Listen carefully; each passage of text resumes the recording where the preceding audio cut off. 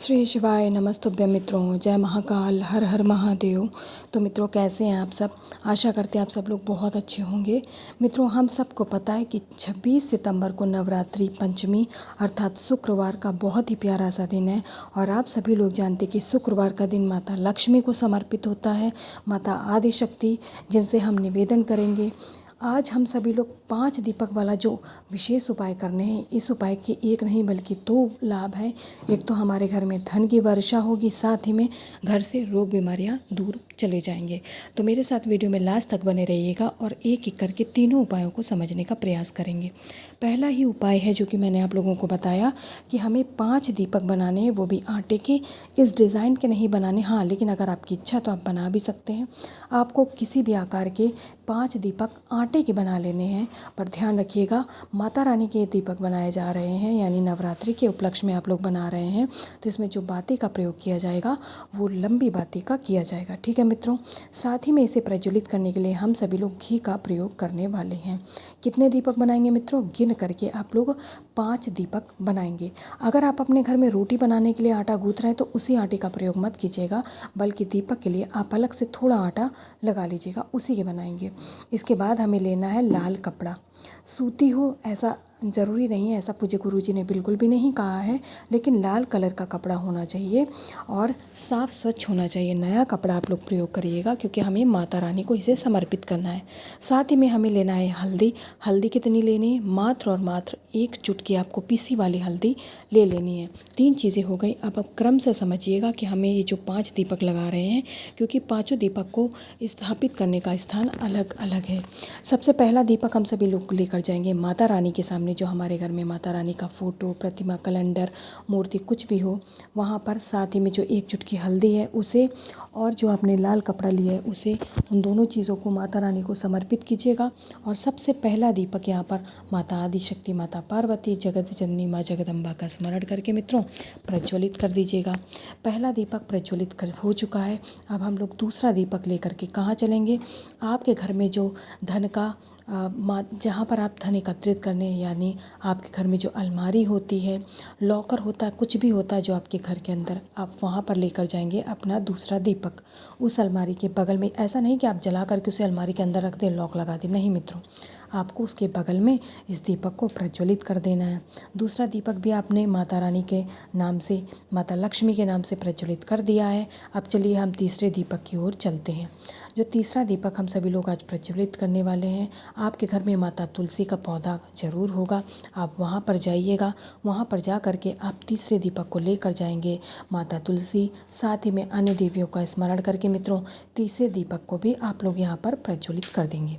3 दीपक की बात हो गई। चलिए अब चौथे दीपक की बात करते हैं कि आखिर हम चौथा दीपक कहाँ पर प्रज्वलित करेंगे, क्योंकि यह 5 दीपक वाला उपाय बहुत खास है, बहुत अधिक प्रभावकारी, क्योंकि इसके एक नहीं 2 लाभ है। मित्रों, जो चौथा दीपक जलाएंगे, हमारे घर का जो मुख्य दरवाज़ा होता है, जहाँ से हम घर के अंदर प्रवेश करते हैं, वहाँ पर आप चौथे दीपक को स्थापित करके और जगत जननी माँ जगदम्बा, माँ दुर्गा का, माँ काली का स्मरण करते हुए मित्रों चौथे दीपक को भी आप लोग प्रज्वलित कर देंगे। अब बारी आती 5वें और अंतिम दीपक की, जिसे हम लोग ले करके अपने घर में जो महादेव जी का शिवलिंग है वहाँ पर जाएंगे, महादेव जी का स्मरण करेंगे और उन अपने घर में धन की जो कमी है उसे पूर्ण करने का निवेदन करेंगे। और इस 5वें तथा अंतिम दीपक को आप सभी लोग वहाँ पर प्रज्वलित कर देंगे। साथ ही में आपके घर में यदि रोग बीमारियाँ हैं तो उसे दूर करने का भी आप सभी लोग महादेव जी से निवेदन करेंगे। ठीक है मित्रों, तो इस तरीके से आप सभी लोग जो 5 दीपक वाला उपाय है उसे आज शुक्रवार यानी नवरात्रि पंचमी के दिन करेंगे। ठीक है मित्रों, चलिए अब दूसरे उपाय की बात करते हैं और सबसे पहले उस उपाय के फ़ायदे की बात करते हैं। इस उपाय को करने से यदि किसी ने आपसे धन लिया हुआ है, मान लीजिए आपसे किसी ने उधार पैसे लिए हुए हैं लेकिन वो वापस नहीं कर रहा है और आप भी संकोचवश उससे मांग नहीं पा रहे हैं, तो अब आप उसके दरवाजे मत जाइए। ठीक है, आप उससे मांगना छोड़ दीजिए और आ करके आपको आज पंचमी तिथि पे इस उपाय को कर लेना है। सामने स्क्रीन पे आपको शमी का पत्ता दिख रहा है, 1 शमी का पत्ता ले लीजिएगा। साथ ही में आप लोगों को 1 चुटकी काला तिल लेना है, ज़्यादा नहीं लेना है, मात्र 1 चुटकी काला तिल।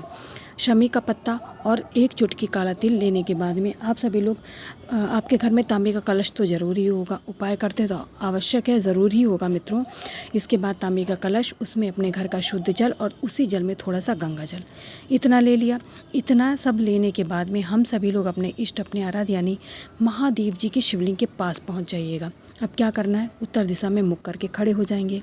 हमारा उपाय है कि हम जिसने हमसे धन उधार लिया है वो वापस नहीं कर रहा और आप उससे मांग नहीं सकते, क्योंकि वो आपका इष्ट मित्र भी हो सकता है, आपका रिश्तेदार भी हो सकता है। आप संकोचवश नहीं मांग पा रहे हैं तो बस उस व्यक्ति का नाम और गोत्र का नाम बोल करके शमी का पत्ता, पहले शमी का पत्ता महादेव जी के शिवलिंग पे यानी पिंडी के ऊपर चढ़ाएंगे और उसी शमी के पत्ते के ऊपर जो एक चुटकी आपके पास काला तिल है उसे रख दीजिएगा।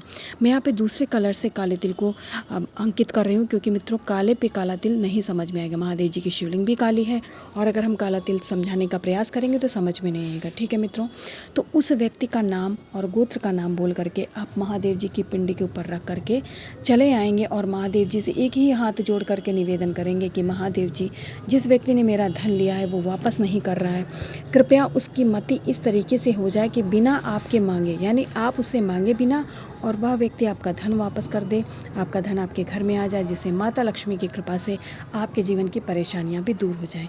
क्योंकि आजकल के समय पे धन हर किसी की पहली ही औपचारिकता है, यानी पहली ज़रूरत है। जब धन होगा तो व्यक्ति सारा कुछ कर सकता है। ठीक है, धन का महत्व तो बहुत अधिक है आज के टाइम पे। चलिए अब हम सभी लोग तीसरे और अंतिम उपाय की बात करते हैं, जो कि इस उपाय को करने से यदि हमारे घर में नकारात्मक ऊर्जा, आपको ऐसा लग रहा है कि आपके घर में नकारात्मक ऊर्जा का वास हो गया, कोई काम ही नहीं बनता, विघ्न आते रहते हैं, तो आपको लेना है एक नारियल। कौन सा वाला, जिसके अंदर गरी होती है और साथ में पानी भी रहता है, यानी जटा वाला मत लीजिएगा जो हवन में डाला जाता है, इस वाले नारियल को लीजिएगा जिसे लोग मंदिर में चढ़ाते फोड़ते हैं। ठीक है, इसे एक नारियल को लेने के बाद में आपको कुमकुम से इस नारियल के ऊपर ओम बना लेना है। क्या करेंगे, ओम का निर्माण कर लेंगे अच्छे से। इसके बाद इस नारियल को उठाएंगे और हमें कहाँ जाना है, आप सभी लोग जानते ही हैं कि हमारे सभी कष्टों को दूर करने वाले बस हमारे एक ही देवता हैं। वैसे तो बहुत सारे भगवान हैं, लेकिन ज़्यादातर जो भोले भंडारी हैं वही हमारी सभी परेशानियों का हरण करते हैं। साथ ही में एक आप लोगों को गोल बत्ती का घी का दीपक भी अपने साथ लेकर के जाना है, यानी एक नारियल, उस पर आप लोग कुमकुम से ओम का निर्माण कर लेंगे और एक घी का दीपक ले करके हम अपने आराध्य महादेव जी के पास पहुंच जाएंगे। उनके शिवलिंग के पास में उत्तर दिशा में मुख करके खड़े हो जाइएगा। मित्रों, अब आप लोगों को क्या करना है, आपका उपाय है कि आपको ऐसा लग रहा है कि आपके घर में नकारात्मक ऊर्जा का वास हो गया है, तो आप इस नारियल को अपने घर पे परिक्रमा कराकर भी ला सकते हैं। नहीं भी कराए तो कोई परेशानी नहीं है, लेकिन अगर करा सकते हैं तो करा लीजिए। अपने पूरे घर में इस नारियल को लेकर के जब आप ओम का निर्माण कर चुके हैं तो पूरे घर में घूमने के बाद में अब महादेव जी के शिवलिंग के ऊपर जो माता अशोक सुंदरी और भगवान कार्तिकेय तथा भगवान गणेश के तीनों ही देवताओं के जो मध्य का स्थान होता है वहाँ पर आप इस ओम वाले नारियल को रख दीजिएगा।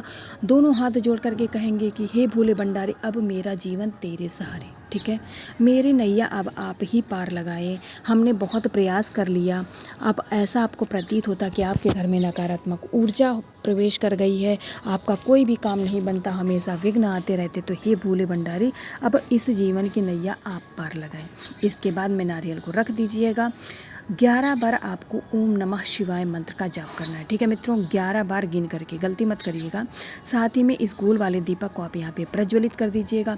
इसके बाद में मित्रों, जब आप 11 बार ओम नमः शिवाय मंत्र का जाप कर चुके हों तो जाते जाते एक बार फिर से महादेव जी से एक ही निवेदन करेंगे कि हे महादेव जी, अब मेरे जीवन को आप ही पार लगाएं। हमारे जीवन पे विघ्नों का जो है समापन ही नहीं हो रहा, नकारात्मक ऊर्जा घर से नहीं जा रही, वो निकल जाए, जिससे हमारे जीवन की परेशानियां समाप्त हो जाए। तो इस तरीके से आप आज सभी लोग अपने घरों में नवरात्रि पंचमी के दिन इन तीनों उपायों को करेंगे।